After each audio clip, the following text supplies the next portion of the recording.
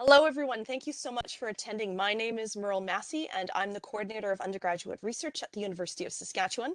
And our special guest speaker today is Candice Dahl, and our session is establishing your online identity as a researcher and tracking your scholarly impact. And with that, Candice, I will pass it over to you to introduce yourself. Okay, thank you. Good morning, everybody. I'm glad you're here. I am a librarian at the University of Saskatchewan, and I liaise most closely with the departments of English and Drama. But as a librarian, we always have a pretty broad skill set. And so one of the areas that I'm getting at least my feet wet in is this topic of your online identity and scholarly impact. So I'm not our resident expert on this topic, but I have consulted and adapted and done this a few times with the input of other people. I will put my contact information at the back at the last slide, but there are others that I can put you in touch with if you have further questions that I can't answer. I know that Merle's going to be monitoring the chat, and so you can feel free to pop your questions in there at any time. There will be a couple of points where I'm just looking for your input, so putting your hands up or using again the chat will be appropriate, and I will just indicate that when we get to that point. So I will not talk for a full hour. I'll leave a little bit of time at the end for more questions and also a little bit of work time if you want to experiment a little bit. Okay, so as always, people come into professional development opportunities with different levels of knowledge and background, but I do want to make it clear what my targets are for our time together. And so these are the three things that I hope you will have a sense of. Developing your research profile online as a valuable and appropriate thing for you to start thinking about. And then knowing what the citation data and Altmetrics and profile tools are. So I will introduce you to a few of those. And then I hope by the end you'll be ready to start establishing your own research profile, or if you have already started, that you will maybe have some opportunity or some ideas for expanding and moving into other venues to flesh that out. So I am curious, has anyone established a research profile online? And if you have, could you use the chat just to tell me, or put up your hands, or just unmute yourselves? I think we're small enough that we can be fairly informal. So what you might have heard of before is ORCID. Has anyone used ORCID? Or some people have used ResearchGate, academia.edu. Have you established something in LinkedIn as a researcher yet? So if you have used anything, let me know. And if there are other tools that you are familiar with, you can also put those in the chat. I have an ORCID ID. I have it set up, and I have some things linked to it. Okay. Yeah. Good. So this is a way for me to sort of establish prior knowledge, and it sounds like, unless everyone's being particularly shy, it may just be that we have not yet begun, and that's actually super. There are a lot of advantages to not having started yet. You could start. There is a comment in the chat. I've heard of the ones you've mentioned, but haven't used any of them personally. Okay. Super. All right. Well, that's just fine. We are focusing on undergraduates here, and so there's time for you to get into this. So what is the research profile?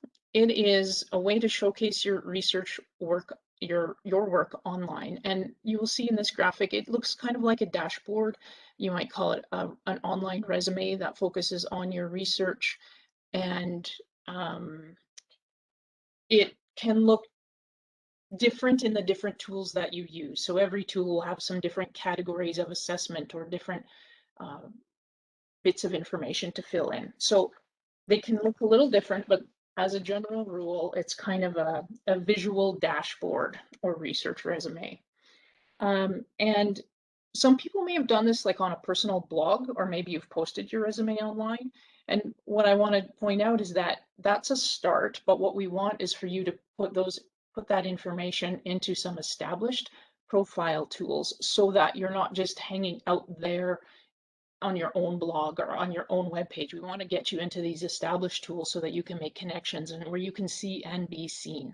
So Um, so it's an effective way to establish your research identity, and it will help you aggregate and connect all of the work that you engage in, and it just is a kind of convenient way to pull everything together.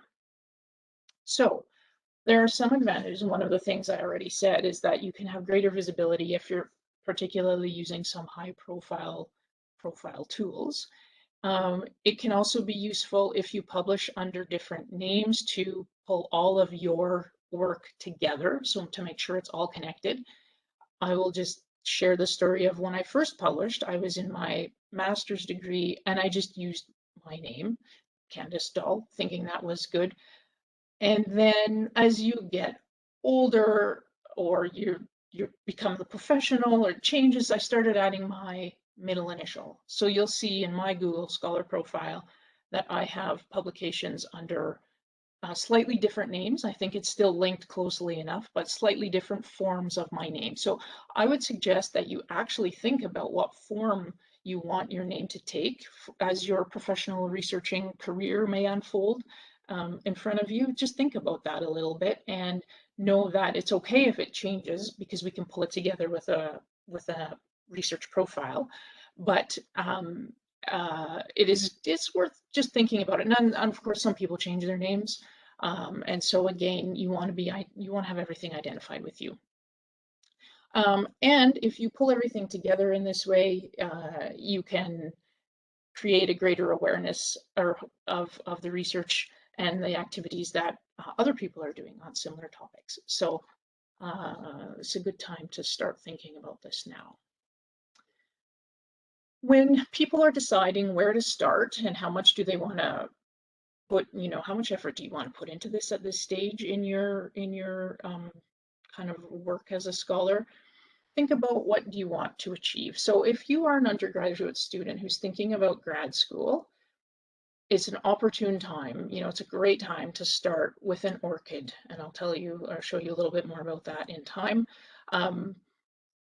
You can then include your unique identifying number that ORCID gives you as part of your grad school application.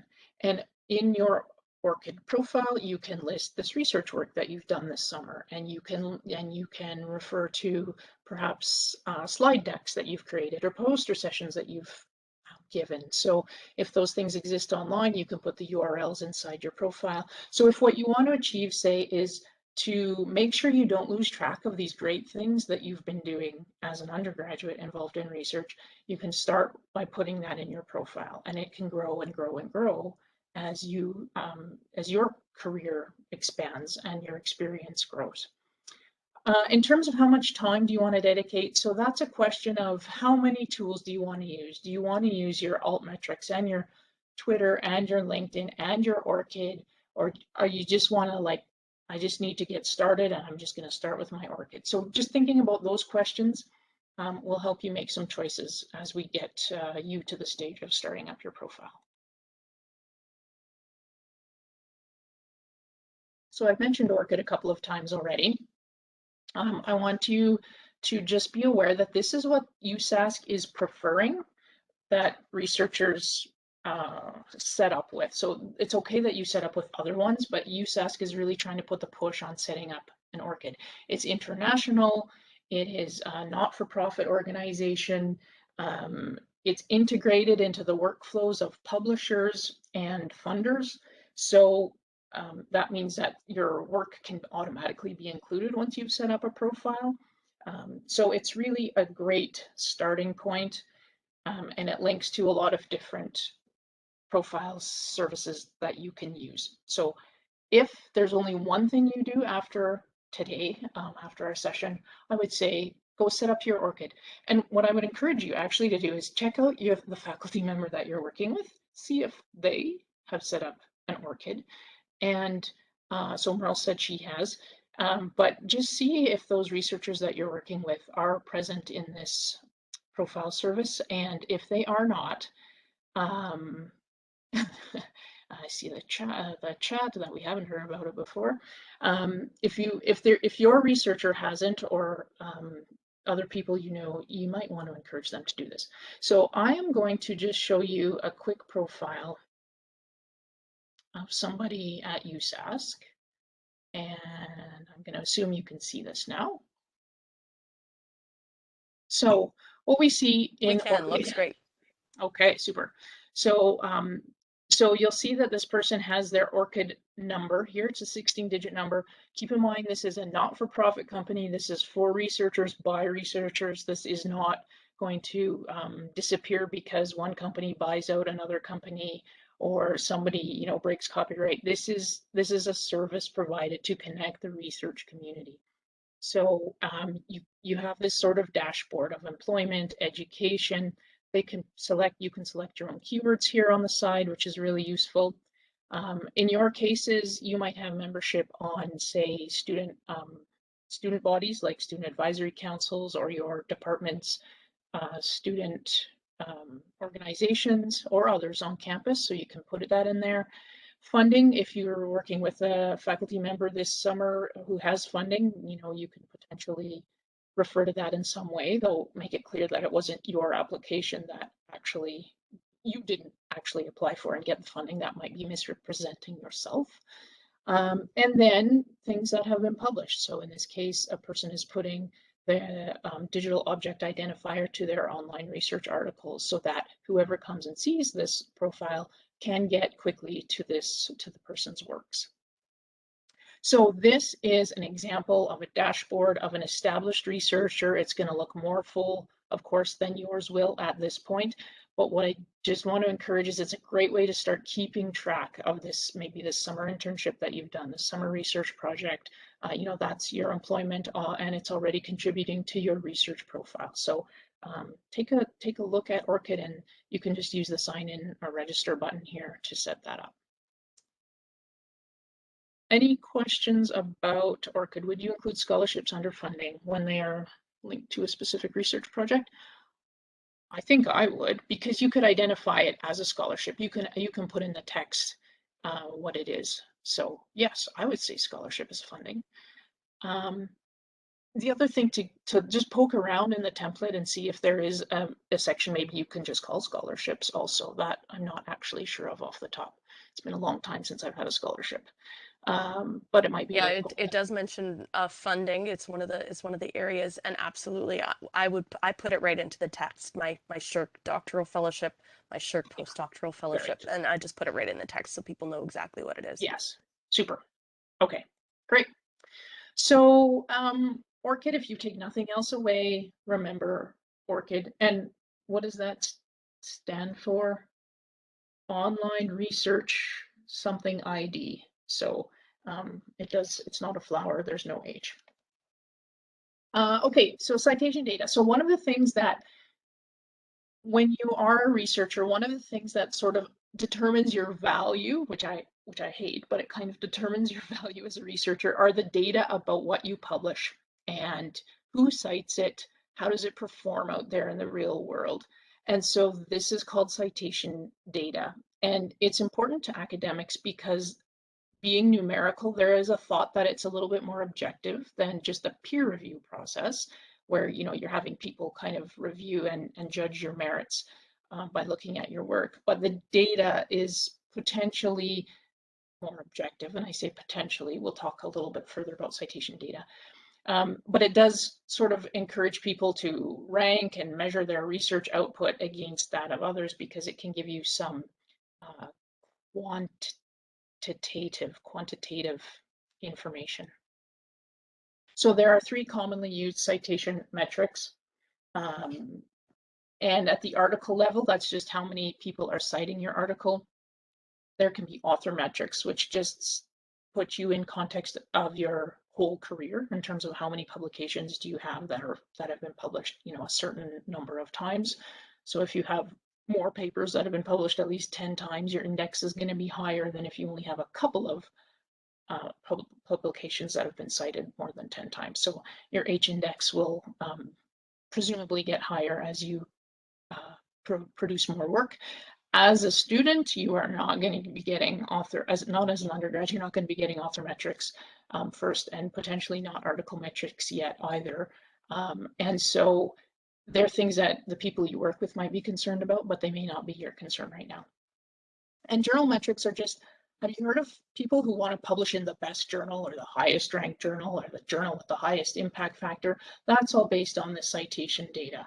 And we can get that data about article or about journal titles from a database called Journal Citation Reports. They are a little bit problematic because you might have just a few articles that are cited an awful lot, and that might inflate the index, and it may not really represent how broadly that journal is impacting the discipline that it's in. So all of these things we have to assess and think about with our most critical mindsets. So some of the limitations to remember about citation data is that lagging indicator means that it can take a while for your faculty members or your undergraduate paper to get cited by somebody else because it has to go out to publication, and then it has to be found by people, read by people, incorporated into their research and their data gathering, and then they put in their article to be reviewed for publication, and then it gets published. So by the time your citation, your paper shows up as being cited, it can be quite a lot of time has passed. And again, it does not generally, being cited does not generally comment on the quality or the rigor of your work. You can be cited in a negative way, actually, not just in a positive way. So just because you're cited doesn't mean that your paper is better than any other. And also the focus, I think, which is important for you all to keep in mind particularly, is that the citation data focuses on scholarly publications, and you just may not be there yet, right? But you might be working in other formats like creating slides and poster presentations and that sort of thing. So for you to be more inclusive of the work you can do as a starting researcher, we'll talk about some different tools. Okay, so just some major sources in case, say, someone wants to know, someone asks you, or someone mentions it and you want to impress them. You can say, well, these are some 3 major sources that you can get citation data from. I will send these slides to Merle to distribute to you, just so that you can have these links if you'd like them. So Web of Science and Scopus are databases that the library subscribes to, and then Google Scholar is, of course, free. They can have different areas of focus, so I've just indicated that on the slides there. Google Scholar, of course, covers all of the disciplines.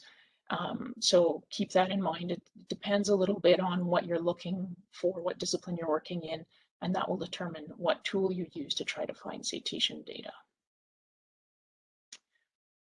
Google Scholar citations in particular are easy, they're easy to find, they're pretty accessible. It's also a place where you can build your own profile. So it is sometimes, a place to start. And if you have a Google account, it's particularly easy to sign up for this as well.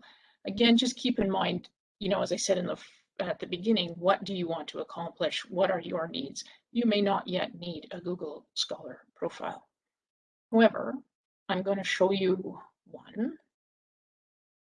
Just because you don't need it doesn't mean that Albert Einstein doesn't need it. So you will see here how it sets up. So you create your own profile. It lists the articles that you've published and the year they were published and how many people have cited them. And you'll see, so they've created the H-index, which is the one at the author level, and just purely in the bar graph is the number of citations, and so they've given you the arbitrary data since 2016 citations. So anyone can create a Google Scholar profile, and you can get your own profile here. If you just go to Google Scholar, and you can get on the create the profile button. So yeah, there's under Google Scholar, under the profiles box here, it will answer some of your most common questions. And I think I even have mine linked here.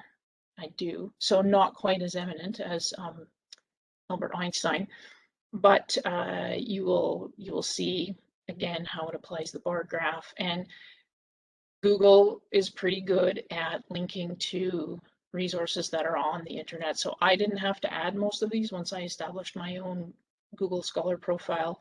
There were a couple that it didn't catch, and there are instructions in Google Scholar on how to add the ones that it hasn't found. But a lot of them will just automatically be linked. And so you'll see some different formats of mine. No, they're shortening it in all of them to CDAL. So, but look, so it's including a blog post. Some of these are magazine articles that I wrote. So, it's trying to be broad. You may want to just keep track and clean things up as you become more further established as a researcher. But that's the Google Scholar profile. Worth it when you're starting to create things that might be found on the internet. So just try and, kind of make that assessment of when it's time for you. Are there any questions about that or anything else so far? Do you find that it's necessary to set up more than one profile, like to do Google Scholar and ORCID? Is there? It's a fine question, and yes, the answer is yes.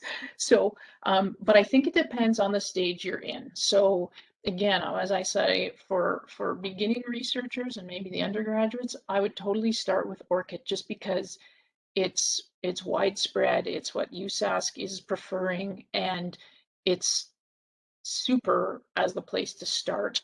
But as you branch out and get more publications, more formats going, as you become a more active researcher for the students, then I would say it's great to have more than one that tracks these scholarly resources. And then I'm going to soon talk about Altmetrics, and you're going to want more than one there too. So again, goes back to what I said at the start, depending on how much time you can spend and what you want to achieve.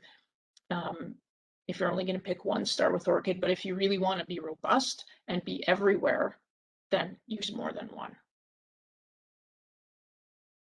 And I would say, Google Scholar and ORCID would be probably the two to start up with that. Thank you. Okay, so Altmetrics. So these are a little bit newer. Citation data has been around for forever. Academics love it because they think it's objective, and I guess I didn't go into too many of the details of the challenges on that, but citation data, just as a recap, doesn't necessarily reflect quality, originality. Also, citation data can be kind of artificially inflated, or it can be misleading, especially at the journal title level, depending on some specific articles being really popular and therefore, inflating the index, making the whole journal look better than it really is. So, as I said earlier, with everything, we need to put on our critical thinking hats. But that being said, Altmetrics is a really interesting parallel stream. So it's a shortened term for alternative metrics. It's only been around since about 2010. It's another way to try to measure the impact, or at least the reach, of your work. And it's really focusing on the social media outlets. And so it can record things like downloads, bookmarks, shares and likes, that sort of thing. So it's as I said, an alternative, a parallel, and a complementary stream. So Altmetrics is the area of this kind of metric, and then Altmetric, without the S, is a company. So Altmetric, the company, uses Altmetrics to produce these little donut scores, and you'll see that one on the screen there. And just to get an indication of what those donut scores are for, I will show you what that actually looks like in real life once we get rid of this little, which I have on my screen, but you don't have on your screen. There we go. Yeah, the Altmetrics. So it tells you down here on the left what is being measured. So it's your mentions in news outlets, in Wikipedia pages, how many tweets, how many video uploads, that sort of thing. And each element has a color in the donut. And you'll see that this is, so they call it an attention score. So again, it isn't measuring quality, but it is definitely looking at your reach. And they've got the nice map here to show where your reach is extending to in the world, and the geographical breakdown, and even by type of people who are tweeting or sharing here. So really interesting things that you can incorporate into your research profile. And I believe you can link this to your ORCID. I'm just going to think about that for a minute. but anyway, it's a neat place to start. There's another one that measures altmetrics, which I will just highlight while I'm here, is the impact story. And instead of some of the more hardcore data numbers, it's actually measuring other kinds of achievements. So they're congratulating this researcher for publishing in open resources, open access. So for some disciplines, that's really important. And in fact, it's getting more important among scholarship and academia in general. They are linking, to his impact in open science. They highlight the most popular thing that he has published here, and just a few different things. So you can also list the publications here. So again, it's a different kind of dashboard, but you'll see this is the one you can link to your ORCID. That's what this symbol is, ID here. I think this Dempsey thing is not going anymore, so that may not be very useful. And then to your Twitter. So yes, if I click on this, it'll go right to his ORCID profile. So what they're doing here now is creating the traditional kind of profile dashboard, but linking those altmetrics right to it. So this is what gives you the most complete picture. So using that is also an option for you. Yeah, so that's kind of a couple of common altmetrics opportunities. I looked at impact story here, and I'm just going to make sure that there's nothing more that I wanted to say. Yeah, so it encourages the scholarship. It encourages recognition of the scholarship you're doing in an online format, digital format. And so this is one of our librarians and her page as well, an impact story. So another altmetric source is Twitter, where you can see and be seen. And there is academic Twitter, and so it may change, if you're used to just the general Twitter, you can consider using academic Twitter. And so those likes, the retweets and stuff do feed into your altmetrics. So it's, again, at this point, you got to figure out how active you are as a researcher, how many outputs you have, and would you use this resource? So I have a Twitter account from 10 years ago, but I never use it. So all of this, I'm giving you the biggest, fairly big picture, and then you can make some assessment as you go where you want to highlight. Same thing about LinkedIn. A lot of people just have LinkedIn profiles already anyway. And you can use hashtags, and you can have group discussions there. You can link to other people with you can find other people with similar research interests for sure. So it's that web network that you can create and include LinkedIn on that as well. I guess what I'm saying is that there are a lot of social media tools that you can use that actually contribute to the creation of your researcher profile online. And you may not have thought of them that way. And so this is just an introduction to starting to think that way. So the nice thing about altmetrics is it's really quick, right? There's no lag time. And it's measuring the breadth of your impact. And also what a lot of people like is that it really focuses on that diversity of research outputs. So it's not just strictly, the peer-reviewed publication. That is kind of the gold standard still in academia. As undergraduate students and beginning researchers, that's probably not where you're going to be yet. Although if you've done research for a faculty member that ends up getting published, you might be one of the joint authors. So that's a great opportunity, and something for sure that you want to put in your research profile. There's a question on the chat. Do ORCID profiles link back to the altmetric platforms as well, generally? So the impact story does for sure. Oh, sorry, let's go back and have you can link from impact story back to ORCID.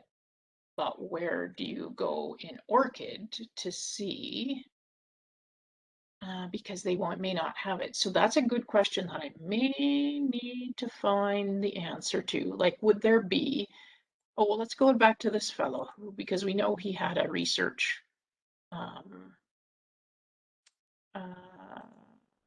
we knew that he has. So if we go to his ORCID, is there a place to get to, am I understanding the question? If we go into someone's ORCID, is there a place to go see their other social networks?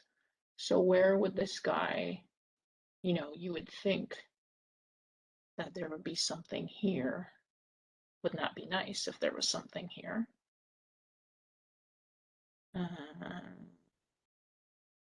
So, okay, so it's clear that I don't know the answer to that question. I feel like there should be, and this would have been a profile that I thought would show it. So perhaps On mine at the top where it says on the left where it says keywords and then other IDs, on mine, one of the options is websites and social links. okay, So maybe that would be a place for you to put that. You can see where it says other IDs, scope as author. yeah, I wonder if that's a spot where you could potentially put it in. okay, Because you can edit that when you're in the edit yes. function. And interesting that he wouldn't have done that in this case because he does have the Altmetrics site, you know, but again, see, so it's a great example, thanks Merle, of, you know, keeping things up to date and how much effort are you going to put into this, you know, are you going to be mindful of those connections? I would suggest to the question that was asked that there's going to be more and more interoperability. And so I think that this would be a likely spot for that. If I go to mine, because I can edit, it should potentially show me the spot to do that, but it's going to chug along here. Okay, so display your ID on other sites. Okay, so that's how I would link out to Impact Story and others. Yeah, interesting. And I even have a scope as author ID. So, okay, so you can edit some here, external identifiers. So I'm going to say that we've kind of made me think that it's possible, but I don't have a definitive answer, but I'll poke around a little bit and send a, you know, I'll give Merle some more information on that. That's super. Thanks, Candice. Okay, yeah. There's one question every time that is like, ooh, I don't know. Okay, so pros and cons of altmetrics. So I've mentioned this already. The value, I think, of using both to create the really the most comprehensive picture.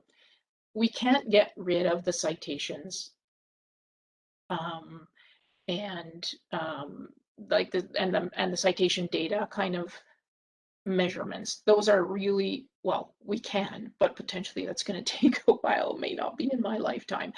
Academia sort of moves slowly. So what we need to do is engage with that, but also potentially add this alternative stream. So we want to supplement the story that the citations tell. They do hold that place of high esteem for sure. And so the fuller picture can be gained by creating profiles in both worlds. That's kind of my big lesson. So has anybody heard of, just by a hands up or in a chat, a yes or no, have you heard of ResearchGate or academia.edu at this stage? Just give me a sign. I have. Yep, there's Okay. some yeses coming in. Some Yep. yeses coming in. Yep. Okay. A couple of yeses. So if you haven't heard about them, you should close your ears. If you have heard about them and you already have been using them, I just want to give you a couple words of caution. Yeah, it was some spam emails coming in here. Some have heard of ResearchGate. So it's interesting. These are academic social networks, and different disciplines are more prevalent in different websites. So I think ResearchGate is more among the scientists, and academia.edu is more among the sort of humanities scholars. So there's a bit of a divide in within them. And they're worth mentioning because You probably, if you're using Google Scholar or just Googling in general, you'll often find copies of articles in ResearchGate or academia.edu, and it's really tempting because there they are. It's the PDF, and away you go. So I just want to frame the use of these sites in the context of academic integrity and issues of ethics. So these are commercial, profit-based services. They're free for you to use, free for us to use as academics, but they do have a profit model. They're owned by big companies, and they are therefore not guaranteeing your interest as a scholar. They're not guaranteeing that they're going to continue to support this platform or that they won't be bought out by another bigger company, for example. So if you use one of these as a place to store all your articles or your preprints or your slides, I would say just be cautious about that, because there's really no guarantee that they're in it for you as a scholar and that it's going to be there for the long term. These will come and go as they are profitable for the companies that own them. The other thing to keep in mind is that using these, while they say they are open, if you have funding that requires you to publish in an open or make your research open, these do not count. So these will not meet the requirements for Tri-Council funding. So if you have SSHRC, NSERC, or CIHR funding and put your work in these, they are not considered open repositories. So they will not meet the requirements of your funding bodies. The other thing is that sometimes authors aren't aware what their copyright ownership is. And unless you sign a specific author agreement, you may lose the copyright to your article once it is published in a subscription-based journal. Often you do, more often than not, unless you're publishing in an open access journal, you will lose the copyright to your own article. And that means that if you're publishing and then you go download a PDF from that journal and pop it into ResearchGate, it's actually an illegal copy. You do not have the copyright anymore to be publishing that in the open web outside of the journal that you published it in. And that should outrage you, and I just encourage you, this session isn't about as authors retaining your copyright and how to publish wisely, but there are other sessions about that. But you may lose your copyright, and so people who put in actual PDFs from the journal articles that they've published, they may actually be breaking copyright, which means that if you then go to one of these and use it, you may be using an illegal copy. And there were, I think, some prosecutions last year or the year before against researchers who were posting illegal copies in ResearchGate and academia.edu. I'm not saying they are all illegal copies, because if you've published in an open journal, you may have the right to post it here. But as a researcher, do you want to go and check? Do you want to everyone and what the author agreement was and whether or not they have permission? Probably not. So just be aware of these, and we're just a little bit leery of them, I guess, is what I'm trying to communicate. There are options. There are better options. So open repositories do exist legitimately. They're often run by societies or discipline-specific groups.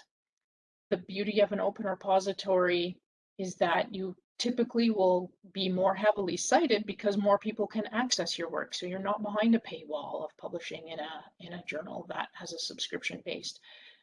It's particularly a consideration when you are trying to, or for sort of communities of people or even geographical regions of people where their libraries don't have as much money, they can't get through as many paywalls. If you publish in an open repository, you are actually making yourself and your work more accessible. So it can really maximize the impact of the research outputs. And that, of course, is how you can grow a reputation as a researcher. So what kind of open repositories should you be seeking?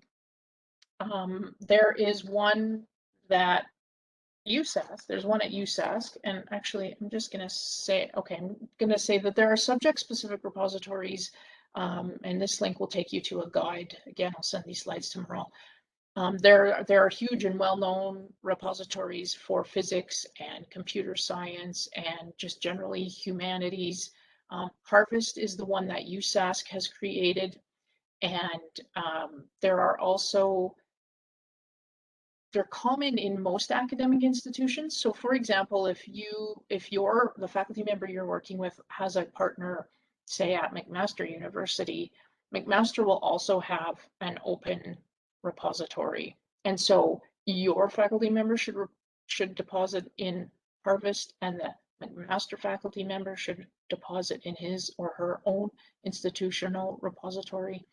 And these will also come up in search results, like web search results. So you will sometimes find things that link you back into Harvest.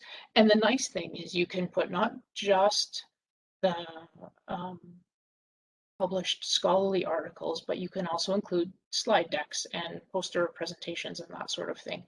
Keep in mind that the same rules apply as they do to research or academia and ResearchGate, which is you have a certain version that you can put in a repository. So even in our Harvest USask repository, you still can't put something that you don't have the copyright for.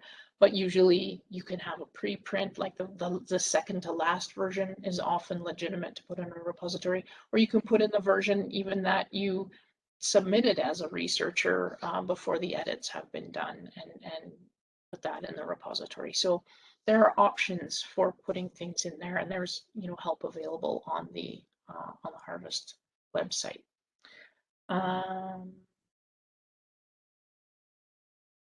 Yes, you can use multiple repositories. Thanks for the question. I would suggest, I think it's great to put in a subject specific and also an institutional.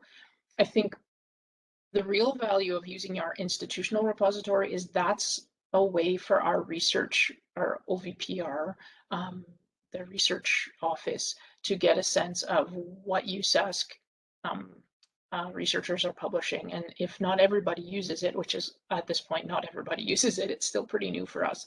But it's definitely important to put it in your USask repository. But yes, I would put it in a subject specific one for sure. And so this, all of what I've been talking about, it comes down to like effort and a little bit of mindfulness and timelines, because yeah, so here you are, you're creating a couple of different profiles. You want to make sure that they're linked. You're using a couple of different repositories, and you want to make sure you get the appropriate version in each one. Maybe your data, you can also put your data sets in Harvest. So it helps to think about a workflow and how to use your calendar to make sure that, once the version that you have that is depositable, that then it goes into Harvest. And actually you can set it in Harvest to not become available until after a certain date, like if it needs to come out, be published first or something like that. So so yes, there's a bit of work behind this. And I think that's why people often don't get started, because like imagine if you're working with a faculty member who's been researching for 10 or 20 or 30 years, and oh my gosh, all of the work to go set up. But you guys, new grad students or undergrads just thinking about grad school, you start now and it will just kind of keep building, and it won't be quite as much work. So I would just encourage you to get started, even with some placeholders, if that's what you need for now. Any questions about the Altmetrics and the open end of things, or even more general questions?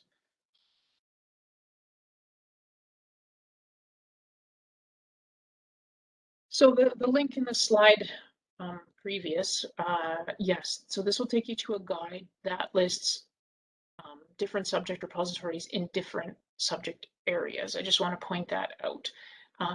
And so when you get these slides in a PDF, we'll make sure the links work, and you can kind of poke around in all of them.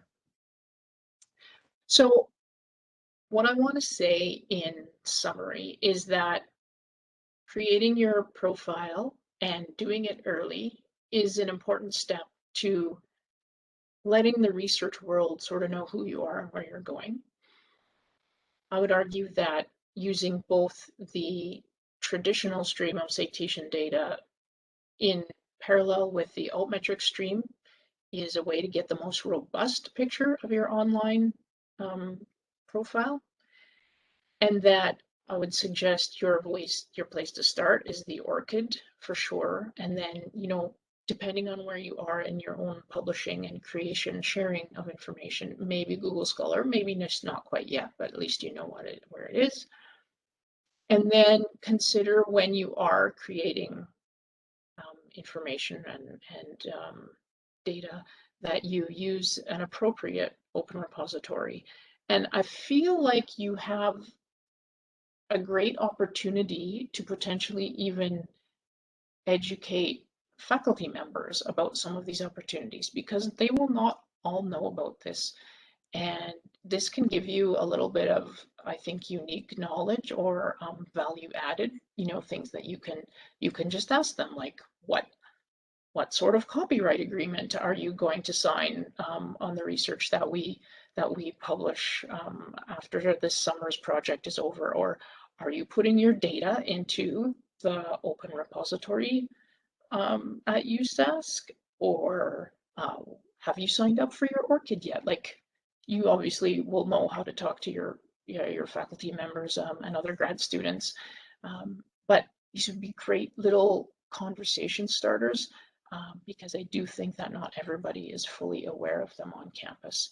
And so, you know, we can keep making suggestions from a variety of directions.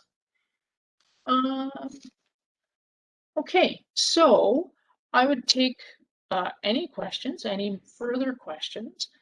I will stick around though if anybody wants to go to orcid.org to set up, you know, start entering some ORCID information and get your 16-digit ID number. One thing that I didn't expand on is that when you submit a paper for publication, most journal systems will already have a spot for you to put your ORCID. And so you can put that, it's integrated right into the submission process so that if your paper gets accepted, it'll be linked to your ORCID like right away. Again, that automatic process, which makes things just a little bit easier. So because it's being integrated into those processes, it's another good reason to start with there. And then your Google Scholar, you don't need to like specifically type in this whole URL, but just if you go to Google Scholar and look at creating a profile, you'll be able to find your way into signing in and starting that up. So yeah, I encourage you to go try, and then I'll just stay here for questions and comments. That sounds wonderful. And I'm going to just thank you so much, Candice, for being with us and walking us through that. I've been a researcher and I have a long list of publications, and I'm just like, I didn't realize that I should set up a profile on Google Scholar. But yeah, away I go, you know, make sure that that's in place. Thank you so much for being with us today. I am going to stop the recording. Please let your chats and comments to continue to come in. And thanks again, Candice, for being with us today. You're welcome.